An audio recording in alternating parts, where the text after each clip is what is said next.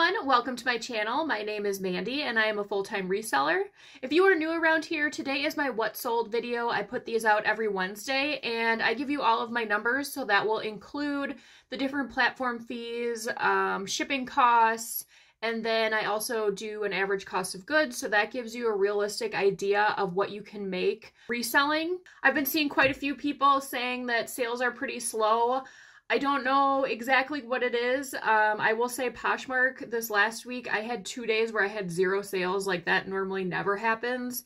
And then I would say in the last couple months, like, it seems to be normal now where there's like 1 day I don't have sales, where in the past I've always had daily sales on Poshmark. So I don't know if there's something going on in Poshmark, if it's just the economy, if it's a mixture of both, if it's just people are not looking for what I have. So I guess we'll see kind of what happens here as we move closer to spring. I might have to rethink maybe what I'm purchasing. I'm not sure. So we will figure that out as time goes on. As far as live sales go, I think I did one last week, and that was still the extra small to large. Once again, I cut it short. Nobody was really interacting or anything, and I figured I had a million swimsuits to list, so I thought my time was better spent doing that. Behind me here, you can see I am getting another one ready for my plus size shows. Those normally do better, but the only issue is I have quite a few hangers there that are empty. My last kind of group of clothing that I had in the shows, I went through. Some I decided probably I shouldn't have bought, and those are going to ThredUp or a rummage sale. And then some of them I actually listed, and if you watched my previous what sold videos, there's been some that are selling, and I have one in today's too. So I don't know, is live sales for me? I don't know yet, so that will soon be determined. I did say that I was going to be going to the actual Goodwill bins. Well, today's Monday, so it was supposed to happen tomorrow. There's been some scheduling changes. We had a kind of family emergency that popped up, so that is changing. I'm not sure when I'm going to go there. I was hoping to get some stuff for the live shows, so I'll have to go to the bins here this week to try and fill those hangers. I think I only have like 20 items, which, I mean, honestly, would be fine, so maybe I'll do a quick one today. We'll see. What else do I need to update you on? Oh, the swimsuit debacle. So if you watched my last video where I got the micro bale, it's 100 pounds of swimwear from America's Thrift Supply, I think it's called.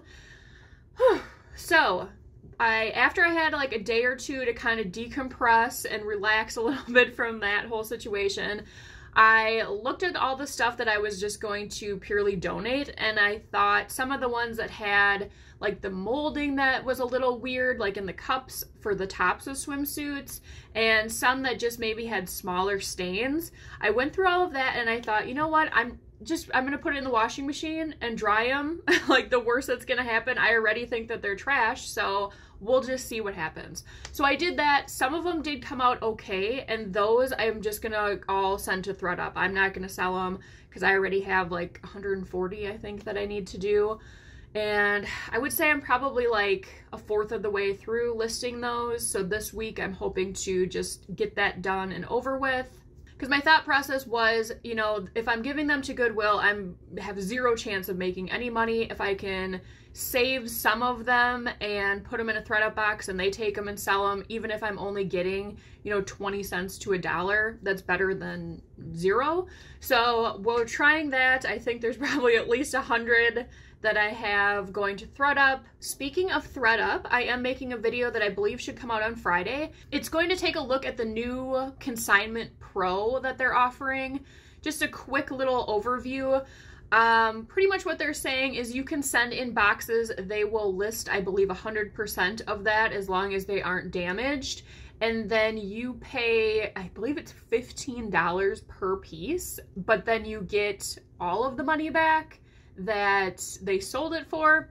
I have to look a little bit more into it, and I will update you on a whole video about that. So that's on Friday, so if that is something you're interested in and you haven't yet subscribed, please make sure to hit the button so you don't miss that video or any of my future videos. So I think I've done enough rambling, and now we will get to my numbers and I will show you my listings. So this will be for the week of February 12th through the 18th. Mercari, only 4 sales. That kind of had been my saving grace, if you will, the last couple weeks. Sales had been up there. Still not horrible. My average sale price was $25, which I think is pretty good for Mercari. Normally that's like lower sales that I get there. So looking at that, after my fees, I was left with $84.38. And then on Poshmark, again, only 12 sales. That is like almost more than half, I would say, to what I'm normally seeing there. So I don't know what Poshmark's doing. I did just have to update the app, I think, twice last week. I know sometimes when that happens, it seems like everything kind of gets out of whack and then it picks up again. So we'll see if that has something to do with it. So on Poshmark, it was $335 after my fees. That left me with $266.90. And then on eBay, same. That's always kind of been around that same mark there. $246.79, 7 items, total profit $168.67, and the average sale price $35.26. Live sales, I went over that earlier, nothing there. So my gross sales for this week were $681.79 after fees and shipping. I do use an average cost of goods, and it is currently right around $3. So my total profit this week was $450.95. My average sale price was $29.64, and I sold 23 items this week. Now we will look at my listings. Starting with Poshmark, Nicole Miller. These were a pair of linen cargo pants. I picked these up at the bins. This is just a pair of slip-on Vans. These came in one of my last, I think, thread-up boxes. They were a little dirty, so I wasn't expecting much. 15 on those. Cool Han, this can get you some decent money. These I've had for a while. They were just a ballet flat. I believe they were wool on the outside, and these went for $15. This was just an airy bralette. This doesn't cost very much new, so I wasn't expecting much. I don't remember where I picked this up. I think if I did pick it up at a thrift store, it was probably only like $1. I wouldn't have paid much more than that. This came in my last Quick Lots box. It was Not Your Daughter's jeans, and they were only a size 2. That's why I did let these go for $19. They were a linen blend. I got these a couple weeks ago. Judy Blue is one of my favorite brands to sell. I do love wearing their jeans. They're very comfortable. And these were a super flare with this really cool striping on them, and they were a 22W. These went for full price of $40. One way that I like to source is I will look at different brands that I know I do fairly well with, and then I look at closets where it looks like people are potentially just selling them themselves. And I try and find a couple different items just so I can save on shipping. So these I actually bought along with another pair of Frye boots. So they were 2. The other pair were a little bit shorter. And I think I got both of them for 40 or 50. I can't remember which one. I am going to show you the original photo just so you can see the difference. I probably could have opened up a case on these. They did not show the amount of wear that these truly did have.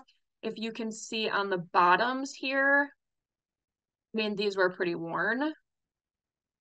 And the tops were extremely dry. So I put a really nice leather conditioner over everything, cleaned them up, and I think they look great. They did go for $50. I might have had them listed for $60, which was probably wishful thinking. But now I will show you the actual listing that I bought so you can see the difference. It's amazing what leather conditioner can do. You can see right here, like all of this looks almost white because it's so dry, and the photos just really aren't, selling it for anyone. So this just kind of shows that if you have a better photo and you kind of take some time to clean things up, you can get more money. So, I mean, these look night and day different than those, I think. So yeah, that's a way that you can also source if you aren't able to find, better brands at your thrift stores. Because there are a lot of people on Poshmark that honestly are just selling from their closet and they want things to move. So that's one suggestion I have there. Another pair of boots sold this week. This was Michael Kors, just like a little ankle, almost moto boot. And these my mom actually picked up. She likes to go thrifting too, and anything she finds that she thinks might sell well, she'll buy it and then let me look at them. So these I got for $10 and these flipped for 65. Democracy, I like selling this brand. I know it's kind of hit or miss with some resellers. It seems to be definitely, I would say, like 14 and over do better. And anything kind of with a newer style. These were a size 24W. They went for an offer of 30. I had them listed for 40. This came in a Quick Lots box quite a while ago. I think it was marked down from Closet Clearout and someone picked that up for 13. So this shirt I picked up at the bins. As you can see, just kind of looking at it, it doesn't look bad, but I did miss quite a few stains. I think it was just because of the lighting at the bins. So there was some there, a big portion of the back, some more on there, another piece on the back. So this ended up going for an offer of 16. This actually came in my men's Helpsy box. If you haven't checked out that video, go ahead and do so. This is actually a women's top. So there were two women's tops in there. I did just like a very quick overview when I put up comps in that video. And then once I did, look a little bit more, this actually was on the Revolve website. I thought it was a men's shirt just because the buttons. If you're looking at a men's shirt, like how this picture is looking at you, men's buttons would be on the left-hand side here, and then women's would be on the right. So I thought, oh, it's definitely men's, and that's probably what they thought as well. But this is actually a women's shirt that was on the Revolve website. So this went for an offer of 32. Happy to see some things moving from there. Now into Mercari, I don't pick up everything loft. Normally plus size, if it's new with tags, more current style does better. This actually went for full price of $22. Steve Madden, I feel like I've been selling a lot of Steve Madden recently, which is kind of strange. This was a sequin embellished shoe that kind of tied up. I've had these forever. And finally, I offered some in 28. I had them originally listed for 50. I picked this hat up at the bins probably 2 weeks ago, if that. Sold, I think, within 2 days. I had it listed for 35. I let it go for 28. Um, there was some staining on the inside. I find vintage hats pretty frequently at the bins, so 28 I thought was a pretty good flip. I had like $1 into it. And then the last sale on Mercari was another Democracy sale. These were Nua tags, a Bermuda short in a size 10, so a little bit smaller, but these did go for an offer of 22. Now onto eBay. I picked this jacket up at the vintage store in town. I find some great deals there. I think that their pricing is like amazing. I'm guessing that their business model is more volume selling. I do live in a college town. Obviously, vintage is very hot for that age group right now. But I mean, you can find Harley shirts and stuff in there for, I don't know, like anywhere from $12 to $20. And they're not just like, a little embroidery of Harley Davidson. They're the big, spell out ones or the big logos. And then they also have a table where each week they will put stuff on there that's either not selling, things they think that aren't going to sell well in their store. And it's, I think, 1 for $5 or 2 for $8. So I normally go maybe like twice a month, see what they have. This was on that table. I flipped this for an offer of $32.99, which is great because I paid $4 for this. And this jacket, I actually had quite a bit of attention on eBay and Poshmark. Hugo Boss, this also came in that men's Helpsy stores. This one went for an offer of 50. It was new with tags. I don't know much about this brand. Maybe I could have held out for more, but I mean, I feel like $50 for a shirt is pretty decent. Teva or Teva, I still don't know the correct way to say it. These went for an offer of 25. I don't know if I had these priced too high. I might have. They've had quite a bit of attention on eBay and Poshmark, so I finally let them go for 25. J. Crew, one of my favorite brands, this did go for an offer of 20. 35 was probably a little too high, especially because it was a double zero, but it was new with tags. LuLaRoe, I do not suggest picking this up. Everything that you see in this brand As far as what I will pick up, I do look for similar styles and prints. So like this was the same, I think the Danny dress. And these I thought kind of were vacation-y.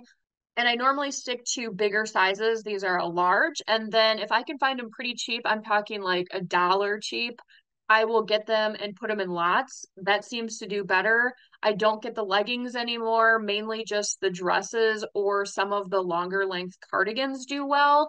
I have also sold shoes by LuLaRoe that those went, I think, for $40. And I have found that their jeans do fairly well in bigger sizes. So if you find this brand, I would definitely do a little bit of looking into the comps, make sure that the comps are there to try and sell it. I wouldn't spend a bunch of money on it. I do not support this company at all, but if I can, save a couple pieces from going to the landfill, I will try and do that. Lands' End, this was just in my thrift haul. I didn't notice that there was some staining on the inside of the vest. So I did let this one go for $19.20. Sometimes people offer some weird amounts, but I think that made it equal to about $30 when they paid for shipping. And then my last item on eBay, this was actually in one of my live shows. And I believe I had this starting at like $7. Someone offered me $14. It was linen, a 3X. I'm still not sure if it's a top or a swimsuit cover. I think it could probably be either. So once again, this I listed, it sold within a couple days, and when I had it in my live show, probably 3 different times, there was 0 interest on it. So yeah, I think I have some thinking to do about the whole live show situation. So my plan for the rest of this week, pretty much the same, just keep listing. That's what people always say. I will say it does seem pretty defeating when you just keep listing and it just doesn't seem like the results are where they should be. Like I said in the beginning, I don't know what's going on. I don't know if it's the platforms, if it's that everything is just so oversaturated. There are quite a few more resellers out there.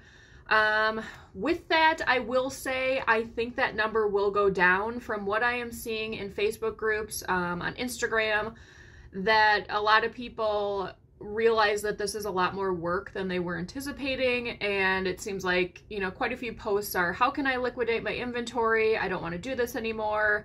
I think people are realizing, hey, you have to pay taxes that they didn't know. So maybe things will kind of level out here a little bit. I will say going into spring, summer, once rummage sales start, I'm going to definitely start looking more at other items to buy than clothing. I think that there is just so much of it out there. So I'm going to look at other options, whether that be like kids' toys, tools, different decor, like it could be anything, just because I think that the more you diversify yourself, the better you're going to be of people purchasing something from you. So we'll see how that goes in the future. Let me know in the comments below how your sales have been doing. I think we're all kind of in the same boat, that we kind of seem to be at a standstill here between the 2 seasons, but let me know how it's going. And as always, if you enjoyed today's video, please make sure to give it a like. It really helps out the channel and I really appreciate it. I will see you in the next video. Bye!